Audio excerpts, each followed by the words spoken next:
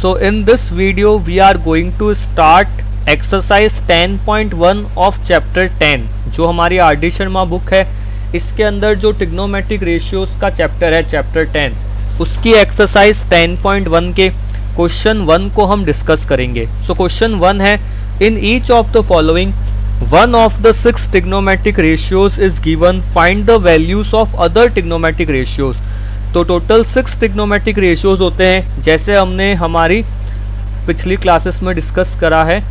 अब उसमें से आपको कोई एक ट्रिग्नोमेट्रिक रेशियो गिवन होगा और अदर 5 आपको कैलकुलेट करना है। तो स्टार्ट करते हैं फर्स्ट पार्ट से।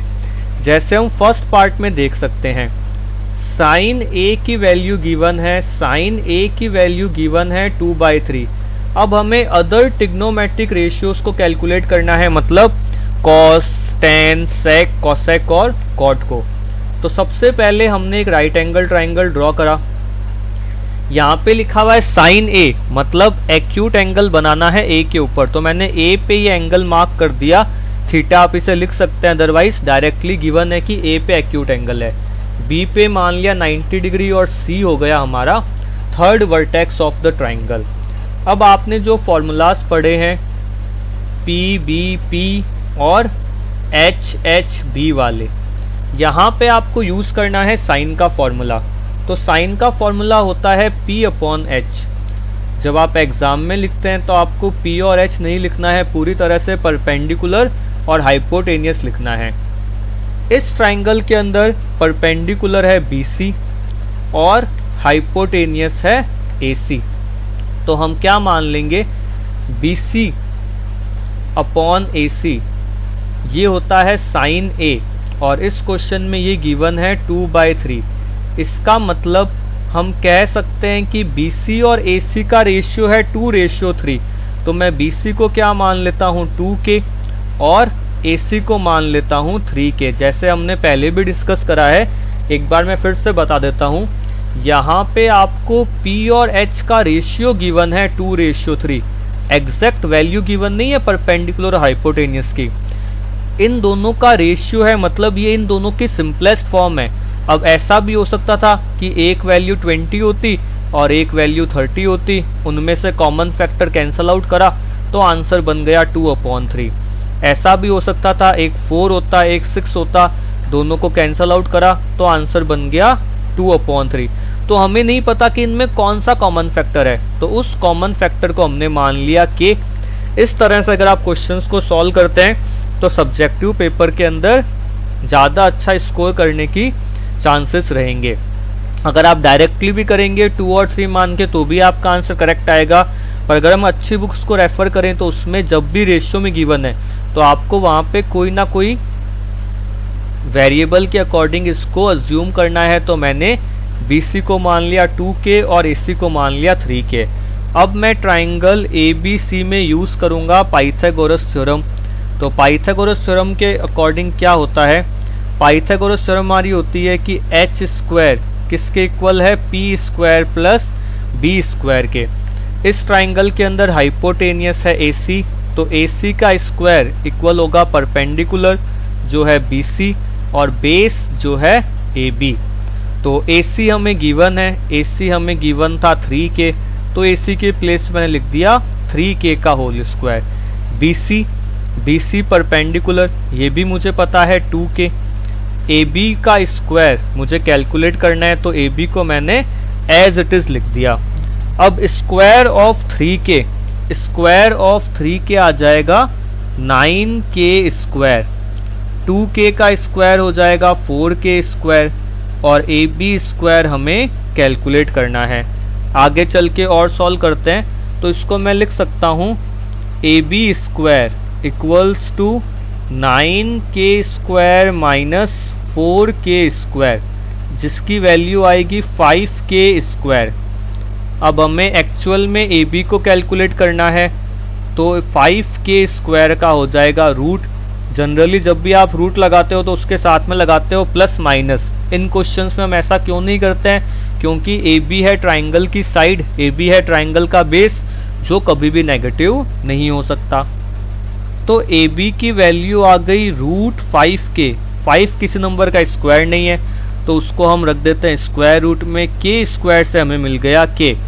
अब जो हमारे पास ट्राइंगल था, अगर मैं उसको फिर से ड्रॉ करता हूँ, ट्राइंगल था ए बी सी, यहाँ पे ए बी आ चुका है रूट 5k, बी सी की वैल्यू थी 2k और ए सी की वैल्यू थी 3k।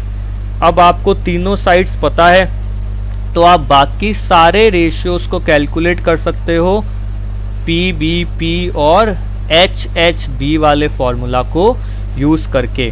साइन गिवन था तो साइन कैलकुलेट नहीं करना। कॉस ए का फॉर्मूला होता है बी अपॉन एच, तो यहाँ पे हम पहले लिख देंगे बेस अपॉन हाइपोटेनियस। ट्राइंगल का बेस है ए बी और हाइपोटेनियस है ए सी, तो ये आंसर बन गया root 5k upon 3k। Again k से k कैंसल आउट हो गया, तो फाइनल आंसर में आपका वेरिएबल नहीं आता है, पर जब भी रेशियो में गिवन है तो हम इस तरह से लिखते हैं तो ज़्यादा बेटर रहता है। थर्ड रेशियो में कैलकुलेट करना है tan a।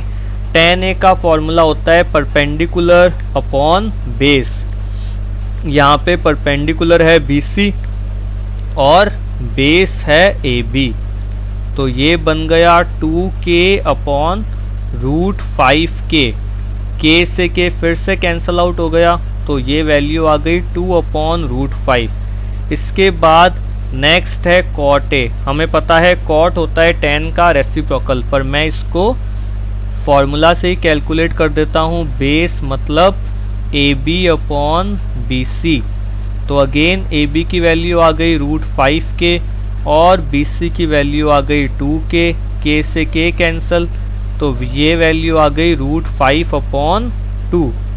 उसके बाद अगला हमें कैलकुलेट करना है sec a। sec a का फॉर्मूला है हाइपोटेनियस अपॉन बेस, मतलब AC अपॉन AB, जो आ जाएगा आपके पास 3k अपॉन रूट 5k, या फिर हम कह सकते हैं 3 अपॉन रूट 5। लास्ट रेशियो है cosec a, इसको हम यहाँ पे लिख लेते हैं। cosec a का फॉर्मूला होता है h upon p। h upon p का मतलब AC अपॉन BC। AC की वैल्यू है 3k, BC की वैल्यू है 2k, तो cosec a का आंसर आ गया 3 अपॉन 2।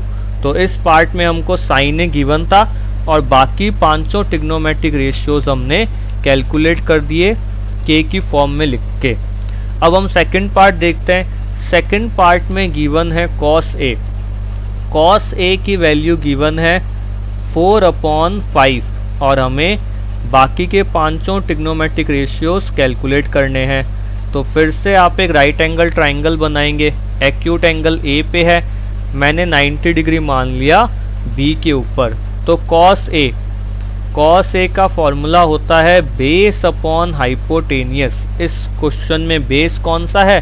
बेस है AB, जिस पे दो एंगल है। हाइपोटेनियस होता है 90 डिग्री के सामने वाला, मतलब AC।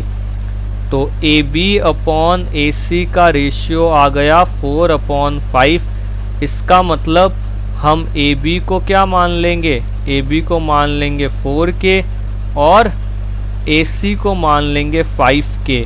अब जिन बच्चों को यहाँ पे पाइथागोरियन ट्रिपलेट्स थोड़े बहुत याद है या आपने इतने क्वेश्चंस करे होंगे ट्रिग्नोमेट्री के, ये बात आपको क्लियर होगी कि जब आप थर्ड साइड निकालेंगे तो उसकी वैल्यू क्या आएगी?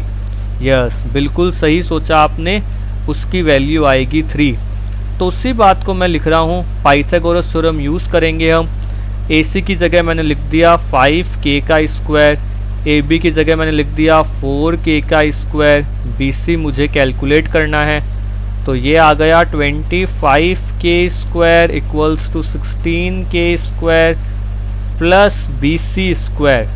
तो इसका मतलब BC स्क्वायर की वैल्यू आ गई 25k square minus 16k square, that is 9k square, और BC की वैल्यू आ जाएगी 3k। तो ये हमारा ट्राइंगल कंप्लीट हो गया। अब हम बड़ी आसानी से सभी टिग्नोमेट्रिक रेशियोज की वैल्यू को लिख सकते हैं। अगर मैं एक बार फिर से ट्राइंगल बना देता हूँ, ये था ट्राइंगल ABC। ए बी हमें पता था 4K, ए सी हमें पता था 5K और बी सी हमारे पास आ गया 3K। कॉस से गिवन था, तो स्टार्ट करते हैं साइन ए से। साइन ए का फॉर्मूला होता है परपेंडिकुलर अपॉन हाइपोटेनियस, मतलब बी सी अपॉन ए सी। तो ये वैल्यू आ गई 3K अपॉन 5K, तो ये आ गया 3 अपॉन 5। कॉस हमें ऑलरेडी गिवन था, तो नेक्स्ट कैलकुलेट करना है tan ए। tan ए का फॉर्मूला होता है परपेंडिकुलर बाय बेस, मतलब B C upon A B. B C की वैल्यू है 3K, ए बी की वैल्यू है 4K। अगेन K से K कैंसल आउट, तो आंसर आ गया 3/4। उसके बाद हमें कैलकुलेट करना है cot A। cot A का फॉर्मूला है बेस अपॉन परपेंडिकुलर, मतलब A B upon B C.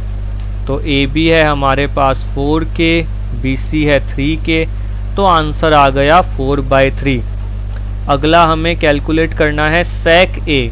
sec A का फॉर्मूला है h अपॉन बी। तो h हाइपोटेनियस है यहाँ पे AC और बेस है AB, तो ये आंसर आ गया 5K upon 4K, that is 5/4। Last हमारे पास बचता है cosec A। तो जैसा हमें पता है cosec A होता है sin A का रेसिप्रोकल, मतलब h अपॉन P, या फिर मैं कह सकता हूँ AC अपॉन BC। AC की वैल्यू है 5K, BC की वैल्यू है 3K। अगेन K से K कैंसल, तो ये आ गया 5/3। अगला स्टार्ट करते हैं थर्ड पार्ट। थर्ड पार्ट के अंदर हमें गिवन था tan theta. tan theta given है 11। अब आपको कोई भी अल्फ़ाबेट नहीं गिवन, मतलब आप अपने अकॉर्डिंग आप क्या कर सकते हो, अपने अकॉर्डिंग हम एक्यूट एंगल को अज्यूम कर लेंगे। और सिंपल सी बात है, हम बेस किसको मानेंगे, जो साइड आप नीचे लिखते हो उसी को बेस मान लेंगे। तो ये मान लो हमारा राइट एंगल ट्राइंगल बनता है। चलो इसको यहाँ पे ड्रॉ कर लेते हैं। ये बना हमारा राइट एंगल ट्राइंगल। ओके, ये है राइट एंगल ट्राइंगल। ओके, इसको मैंने नाम दे दिया ABC। अगेन B पे है 90 डिग्री, A पे मैंने मान लिया थीटा। जब A पे थीटा है तो बेस हो गया इस ट्राइंगल के अंदर, बेस हो गया AB, परपेंडिकुलर हो गया BC और हाइपोटेनियस हमें क्लियरली दिख रहा है AC। अब इस क्वेश्चन में सिर्फ tan थीटा गिवन था, तो ऐसे क्वेश्चन तो NCERT में भी है। tan थीटा गिवन है 11, तो इसको अपन 11/1 अज्यूम कर सकते हैं। tan का फॉर्मूला होता है परपेंडिकुलर अपॉन बेस, इसका मतलब BC upon AB। BC upon AB का रेशियो हो गया 11/1। तो हम क्या मान लेंगे, BC को मान लेंगे 11K और AB को मान लेंगे 1K, या फिर आप सिर्फ और सिर्फ K भी लिख सकते हो। तो BC हो गया 11K और AB हो गया 1K। अब हमने जो डायग्राम ड्रॉ करे उनका एक्चुअल मेजरमेंट से कोई लेना देना नहीं है। आप यूँ नहीं सोचेंगे कि अरे सर BC साइड तो AB की 11 टाइम्स होती, पर आपके ट्राइंगल में दोनों इक्वल लग रही है। ये डायग्राम रफ डायग्राम है, इनका एक्चुअल कैलकुलेशन से कोई लेना देना नहीं है। अब अगेन हम पाइथागोरस थ्योरम यूज़ करते हैं। ट्राइंगल ABC के अंदर हम यूज़ करेंगे पाइथागोरस थ्योरम। तो मैं लिख दूंगा AC स्क्वायर किसके इक्वल आ जाएगा, AB square plus BC square के। अब AC ही मुझे कैलकुलेट करना है। AB की जगह आ गया 1K का होल स्क्वायर और BC की जगह आ गया 11K का होल स्क्वायर। AB की वैल्यू आ गई 1K का होल स्क्वायर। 1K का होल स्क्वायर मतलब ये बना हमारे पास 1K स्क्वायर, या मैं सिंपली लिख सकता हूँ K स्क्वायर। 11K का स्क्वायर बना 121K स्क्वायर, तो ये मिलकर बन गया 122K स्क्वायर। ये है AC स्क्वायर। इसका मतलब AC की वैल्यू आ जाएगी 122K स्क्वायर का हमने कर दिया रूट। तो AC की वैल्यू आ गई रूट के अंदर 122 के।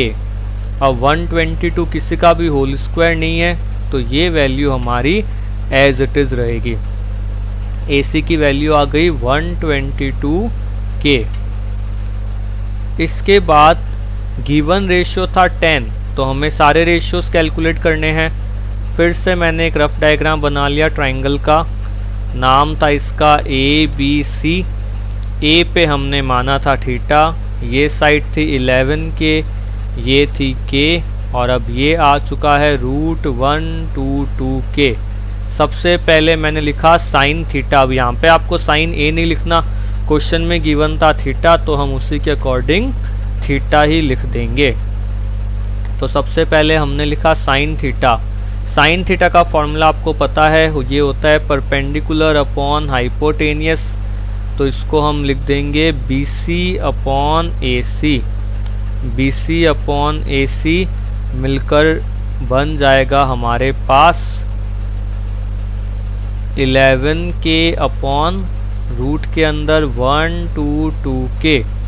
के से के कैंसिल हो गया, तो साइन थीटा की वैल्यू आ गई 11 अपॉन रूट के अंदर 122। इसको आगे आप सॉल्व नहीं कर सकते। कॉस थीटा, कॉस का फॉर्मूला होता है बेस अपॉन हाइपोटेनियस, मतलब AB अपॉन AC। तो ये आ गया के अपॉन रूट के अंदर 122 के। अगेन के से के कैंसल, तो आंसर आ गया 1 अपॉन रूट के अंदर 122। 10 गिवन था। नेक्स्ट हम कैलकुलेट करेंगे कॉट थीटा। तो कॉट थीटा का फॉर्मूला आ जाएगा, कॉट थीटा का फॉर्मूला होता है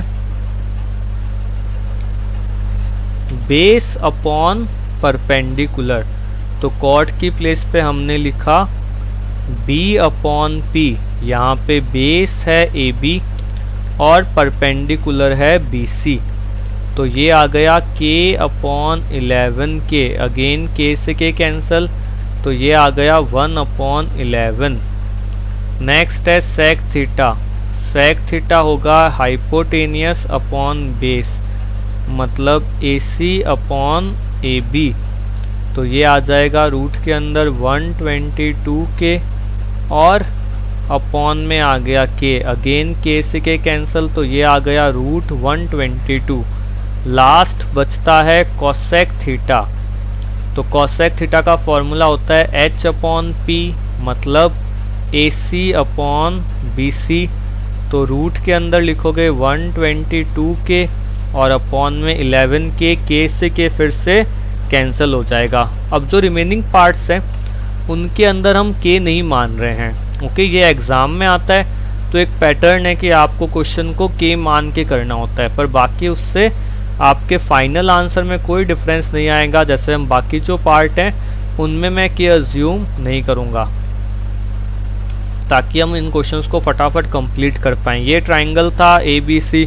साइन थीटा गिवन है, मतलब परपेंडिकुलर अपॉन हाइपोटेनियस, ये बात हमें गिवन है। मतलब BC हो गया 11, AC हो गया 15, बेस मुझे कैलकुलेट करना है। तो ट्राइंगल ABC में हमने यूज़ करी पाइथागोरस थ्योरम। तो यहाँ पे हम क्लियरली देख सकते हैं हाइपोटेनियस है हमारा AC जो हमें गिवन है, बेस है AB जो आपको कैलकुलेट करना है, परपेंडिकुलर है BC जो गिवन है। AC की प्लेस पे लिखा 15 का स्क्वायर, AB अननोन वैल्यू है, BC की प्लेस पे लिखा 11 का स्क्वायर। 15 का स्क्वायर हो गया 225, AB स्क्वायर हमें कैलकुलेट करना है, 11 का स्क्वायर हो गया 121। आगे आप अगर इसको शिफ्ट कर देते हो तो AB स्क्वायर की वैल्यू आ जाएगी 104। अब 104 अगेन किसी का स्क्वायर नहीं है, आपको याद रखना है 104 एक परफेक्ट स्क्वायर नंबर नहीं है। तो क्या मैं इसको प्राइम फैक्टराइज कर दूं, 104 लिखूं? इससे अच्छा अगर कुछ नंबर रूट के बाहर आ जाएं तो मैं इसको ब्रेक डाउन कर सकता हूं। कैसे ब्रेक होगा ये? अगर आप इसको 2 से फैक्टराइज करेंगे तो अंदर बचेगा 52, फिर 2 से करेंगे 26, फिर 2 से करेंगे तो 13। तो पेयर बन गया 2 का, 2 को लिखा रूट के बाहर, अंदर रह गया 2 इंटू 13 मतलब 26। अब गिवन था साइन, तो बाकी के 6 रेशियोज हम कैलकुलेट करते हैं कॉस थीटा। कॉस थीटा होता है बेस अपॉन हाइपोटेनियस। एग्जाम में जब भी आता है तो आपको ए बी बी सी की फॉर्म में भी लिखना है। तो बेस था हमारे पास 2√26, तो बेस की प्लेस पे मैंने लिख दिया 2√26। हाइपोटेनियस की प्लेस पे आ गया 15, आगे कुछ और कैंसिल नहीं हो पाएगा। नेक्स्ट है ten theta perpendicular upon base. Perpendicular है 11 और बेस है 2√26, आगे कुछ कैंसिल नहीं होगा। कॉट थीटा, कॉट का फॉर्मूला है बेस अपॉन परपेंडिकुलर, मतलब 2√26 डिवाइडेड बाय 11। उसके बाद नेक्स्ट है सेक थीटा। सेक थीटा का फॉर्मूला होगा हाइपोटेनियस अपॉन बेस, मतलब 15 अपॉन 2√26। और लास्ट बचता है कोसेक थीटा। कोसेक थीटा का फॉर्मूला है h अपॉन पी, तो कोसेक थीटा की वैल्यू आ जाएगी 15 अपॉन 11। अब चलते हैं नेक्स्ट पार्ट पे। तो नेक्स्ट पार्ट है फिफ्थ पार्ट। फिफ्थ पार्ट के अंदर अगेन हमें गिवन है tan, थीटा की प्लेस पे अल्फा दे दिया, तो इससे क्वेश्चन में कोई फ़र्क नहीं पड़ता। जैसे आपने एक्यूट एंगल को थीटा माना था, इस बार एक्यूट एंगल को अल्फा मान लो, बाकी पैटर्न सेम है। tan का फॉर्मूला होता है परपेंडिकुलर अपॉन बेस। हम फिर से k नहीं मानेंगे, मतलब BC हो गया 5 और बेस हो गया 12। हाइपोटेनियस हमें कैलकुलेट करना है, तो ट्राइंगल ABC में फिर से यूज़ करेंगे पाइथागोरस थ्योरम। तो मैं लिख देता हूँ h square equals to P square plus B square. Perpendicular यहाँ पे हो गया 5 का स्क्वायर, बेस हो गया 12 का स्क्वायर। अगेन जिस बच्चों को पाइथागोरियन ट्रिपलेट्स याद हैं वो जल्दी से इसका आंसर दे पाएंगे कि हाइपोटेनियस कह दो या फिर AC कह दो, वो होगा 13, मतलब 169 किसका स्क्वायर है 13 का। अब क्वेश्चन बड़ा सिंपल था। सबसे पहले कैलकुलेट करना है साइन अल्फ़ा। साइन अल्फ़ा का फॉर्मूला है परपेंडिकुलर अपॉन हाइपोटेनियस, मतलब 5 अपॉन 13। फिर कैलकुलेट करना है cos alpha, base upon hypotenuse, मतलब 12 अपॉन 13। फिर कैलकुलेट करना है हमें कॉट अल्फ़ा, क्योंकि tan अल्फ़ा ऑलरेडी गिवन था, तो कॉट का फॉर्मूला होगा बेस अपॉन परपेंडिकुलर, तो ये आ गया 12 अपॉन 5। फिर मुझे कैलकुलेट करना है सेक अल्फ़ा। सेक अल्फ़ा का फॉर्मूला होगा h अपॉन बी, मतलब 13 अपॉन 12। और लास्ट मुझे कैलकुलेट करना है कोसेक अल्फ़ा, मतलब h अपॉन पी, मतलब 13 अपॉन 5। चलते हैं नेक्स्ट पार्ट पे। सिक्स्थ पार्ट में फिर से साइन थीटा गिवन है। साइन थीटा गिवन है √3/2। तो अगेन आप एक ट्राइंगल बनाएंगे, एक्यूट एंगल को मान लेंगे ए के ऊपर। गिवन था साइन थीटा, मतलब परपेंडिकुलर अपॉन हाइपोटेनियस। अच्छा, √3 और 2, तो ये बात आपको पता होनी चाहिए कि √3 की वैल्यू हमेशा 2 से कम होती है ना। √3 की वैल्यू होती है 1.732। तो AC की जगह मैंने लिख दिया 2 का स्क्वायर। पाइथागोरस थ्योरम यूज़ कर रहे हैं। AB मुझे कैलकुलेट करना है, AC की प्लेस पे लिख दिया √3 का स्क्वायर, तो ये बन गया 4। AB स्क्वायर √3 का स्क्वायर होता है 3, तो AB स्क्वायर की वैल्यू आ गई 4 - 3, मतलब AB स्क्वायर की वैल्यू आ गई 1 और AB की वैल्यू आ जाएगी 1। अब हमें बाकी सारे रेशियोज निकालने हैं, तो बाकी रेशियोज को हम कैलकुलेट करना स्टार्ट करते हैं। स्टार्ट करते हैं कॉस थीटा से। कॉस थीटा का फॉर्मूला है बेस अपॉन हाइपोटेनियस, मतलब 1/2। उसके बाद अगला मैंने लिखा tan theta perpendicular upon base, तो ये आ गया √3/1, या सीधा आप √3 भी लिख सकते हैं। कॉट थीटा कॉट थीटा का फॉर्मूला है बेस अपॉन परपेंडिकुलर, मतलब ये आ गया 1/√3। अगला हमें लिखना है सेक थीटा। सेक थीटा का फॉर्मूला है हाइपोटेनियस अपॉन बेस, मतलब 2/1। और लास्ट हमें लिखना है कोसेक थीटा, जिसका फॉर्मूला है हाइपोटेनियस अपॉन परपेंडिकुलर, मतलब 2/√3। तो इस तरह से हमने सारे रेशियोज कैलकुलेट कर दिए। अगला देखते हैं सेवेंथ पार्ट। सेवेंथ पार्ट भी काफ़ी सिंपल है। कॉस थीटा गिवन है 7/25। तो अगेन क्वेश्चन है थीटा की फॉर्म में, तो आप किसी को भी एक्यूट एंगल मान सकते हो। मैंने फिर से ए को एक्यूट एंगल माना। कॉस का फॉर्मूला होता है बेस अपॉन हाइपोटेनियस, तो ए बी हो गया 7, ए सी हो गया 25। अगेन जिन भी बच्चों को पाइथागोरियन ट्रिपलेट्स याद हैं वो बड़ी आसानी से बता देंगे कि हमारा जो परपेंडिकुलर है वो आएगा 24। फिर भी आपको सॉल्व करके दिखाना होता है, ये बात आपको सब्जेक्टिव एग्ज़ाम में याद रखनी है। तो ए सी की जगह मैंने लिखा 25 का स्क्वायर, बी सी मुझे कैलकुलेट करना है। ए बी की जगह मैंने लिखा 7 का स्क्वायर, 25 का स्क्वायर हो गया 625, बी सी स्क्वायर 7 का स्क्वायर हो गया 49। तो बी सी स्क्वायर की वैल्यू आ गई 625 माइनस 49, दैट इज़ 576। अब 576 स्क्वायर होता है 24 का, तो हमारा परपेंडिकुलर आ गया 24। अब कॉस गिवन है तो पहले निकाला साइन थीटा p/h, मतलब 24/25। अगला निकाला tan theta perpendicular upon base, मतलब 24/7। फिर हमने निकाला cot theta base upon perpendicular, मतलब 7/24। फिर हमने निकाला sec theta hypotenuse upon base, मतलब 25/7। और फिर हमने निकाला कोसेक थीटा, मतलब हाइपोटेनियस अपॉन परपेंडिकुलर या 25/24। नेक्स्ट चलते हैं एट्थ पार्ट पे। एट्थ पार्ट पे हमें ट्रिग्नोमेट्रिक रेशियो गिवन है 10 और बाकी के 5 रेशियोज मुझे कैलकुलेट करने हैं। तो मैंने फिर से ट्राइंगल बनाया। ट्राइंगल में यहाँ पे मैंने मान लिया theta.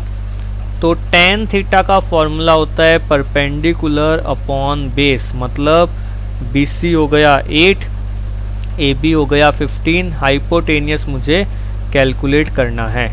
Triangle A B C में यूज़ करा मैंने पाइथागोरस थ्योरम, तो मैंने लिख दिया कि ए सी का स्क्वायर होगा A B square plus B C square, 15 का स्क्वायर प्लस 8 का स्क्वायर। अगेन अगर आपको पाइथागोरियन ट्रिपलेट्स याद हैं तो आप डायरेक्टली आंसर दे पाएंगे कि आंसर आएगा 17, मतलब AC की वैल्यू आ गई 17।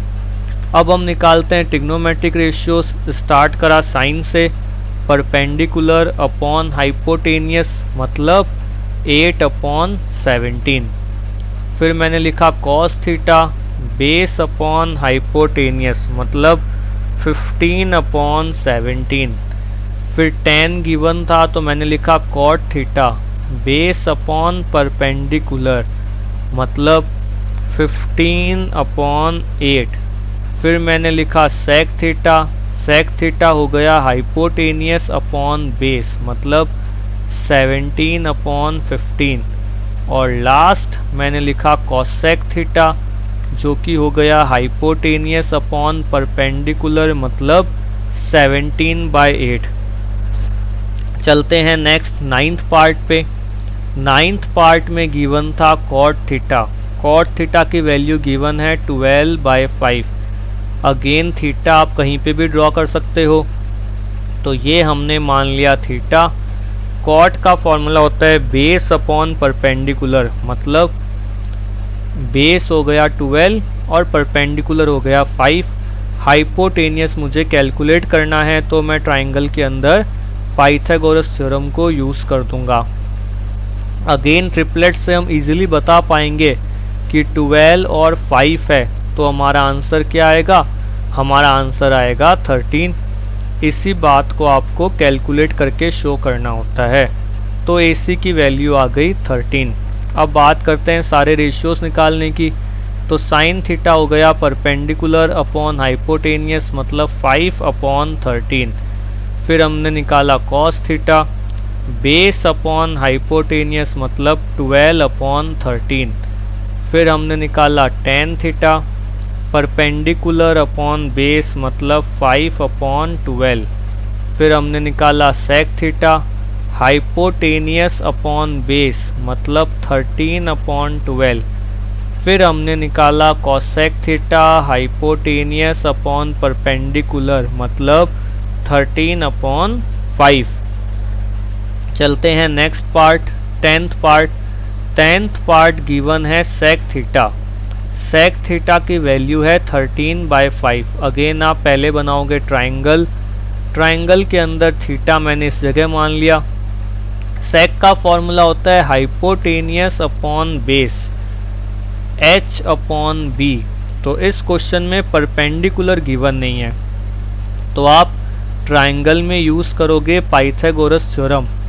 आपको एग्ज़ाम में ABC की फॉर्म में लिखना है। यहाँ पे मैंने एक क्वेश्चन में इस तरीके से लिख दिया है। ओके, 13 का स्क्वायर 169, परपेंडिकुलर कैलकुलेट करना है, 5 का स्क्वायर 25, तो P का स्क्वायर हो जाएगा 169 माइनस 25 जो कि होता है 144। तो परपेंडिकुलर की वैल्यू आ जाएगी यहाँ पे 12। अब स्टार्ट करते हैं साइन थीटा से जो कि होगा परपेंडिकुलर अपॉन हाइपोटेनियस मतलब 12/13। नेक्स्ट हमने लिखा कॉस थीटा जो होगा बेस अपॉन हाइपोटेनियस। तो बेस अपॉन हाइपोटेनियस का मतलब हो गया 5/13। फिर हमने नेक्स्ट लिखा tan theta perpendicular upon base जो होगा 12/5। फिर हमने लिखा cot theta base upon perpendicular that is 5/12।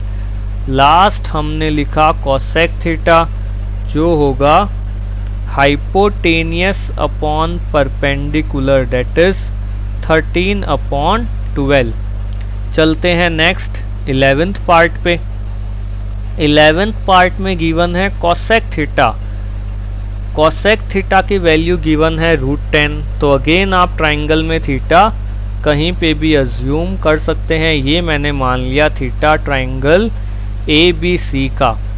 Cosec का फॉर्मूला होता है हाइपोटेनियस अपॉन परपेंडिकुलर। अपॉन में कुछ नहीं है तो 1 मान लो। हाइपोटेनियस मतलब AC है √10 और BC है 1। बेस आपको कैलकुलेट करना है। तो अगर आप ट्राइंगल में लगाओगे पाइथागोरस थ्योरम तो यहाँ पे आ जाएगा √10 का स्क्वायर, परपेंडिकुलर है 1 और बेस आपको कैलकुलेट करना है। √10 का स्क्वायर होगा 10, 1 प्लस b स्क्वायर, तो 10 minus 1 equals to b square, 9 equals to b square. इसका मतलब बेस की वैल्यू आ गई 3। बेस हो गया हमारे पास 3। अब हमने स्टार्ट करा साइन थीटा से परपेंडिकुलर अपॉन हाइपोटेनियस मतलब 1/√10। अगला हमने लिखा cos theta base upon hypotenuse मतलब 3/√10। इसके बाद हमने लिखा tan theta perpendicular upon base मतलब 1/3। फिर हमने लिखा cot theta base upon perpendicular मतलब 3/1। और फिर हमने लिखा sec theta base upon hypotenuse मतलब 3/, सेक थीटा का फॉर्मूला हो जाएगा h/b, है ना, हाइपोटेनियस अपॉन बेस। कई बार जल्दबाजी में मिस्टेक हो जाती है तो अपने आंसर चेक करने। जैसे मैंने देखा कि 3/√10 ऑलरेडी एक आंसर आ चुका है, तो वापस से सेम आंसर कैसे आ जाएगा। तो मैंने अपने मिस्टेक को जल्दी से आइडेंटिफाई कर लिया। लास्ट 12th पार्ट बड़ा ही सिंपल है। कॉस थीटा गिवन है 12/15। कॉस का फॉर्मूला होता है बेस अपॉन हाइपोटेनियस, तो ट्राइंगल बनाएंगे। यहाँ पे मान लिया थीटा, बेस है 12, हाइपोटेनियस है 15, परपेंडिकुलर आपको कैलकुलेट करना है। तो पाइथागोरस थ्योरम यूज़ करोगे। b की जगह मैं लिख रहा हूँ 12 का स्क्वायर, h की जगह मैं लिख रहा हूँ 15 का स्क्वायर, तो p square plus 144 equals to 225। तो p स्क्वायर आ जाएगा 225 माइनस 144, तो परपेंडिकुलर आ जाएगा यहाँ पे 81 का रूट, मतलब परपेंडिकुलर आ गया 9। साइन थीटा कैलकुलेट करा, परपेंडिकुलर अपॉन हाइपोटेनियस मतलब 9/15। अब सिंपलेस्ट फॉर्म में इस आंसर को लिख देंगे 3/5। कॉस ऑलरेडी गिवन था, ten theta perpendicular by base मतलब 9/12, और सिंपलेस्ट फॉर्म में इसको लिख देंगे 3/4। कॉट थीटा हो गया बेस अपॉन परपेंडिकुलर मतलब 12/9, और सिंपलेस्ट फॉर्म में लिख देंगे 4/3। Sec theta hypotenuse upon base मतलब 15/12, और सिंपलेस्ट फॉर्म में आंसर बन गया 5/3। Last cosec theta hypotenuse upon perpendicular मतलब 15/9, और सिंपलेस्ट फॉर्म में आंसर बन गया 5/3। इस क्वेश्चन में हम एक और काम कर सकते थे, अगर आप चाहते तो आप इनिशियली इसी वैल्यू को 3 से कैंसिल करके 4/5 करते, तो भी आपके आंसर सेम आते, बट मैंने पहले सिंप्लीफाई नहीं करा, बाद में सिंप्लीफाई किया है। तो ये हमने डिस्कस करे question first exercise 10.1 of RD. Sharma book के 12 parts. So that's for all in this video. Thank you everyone.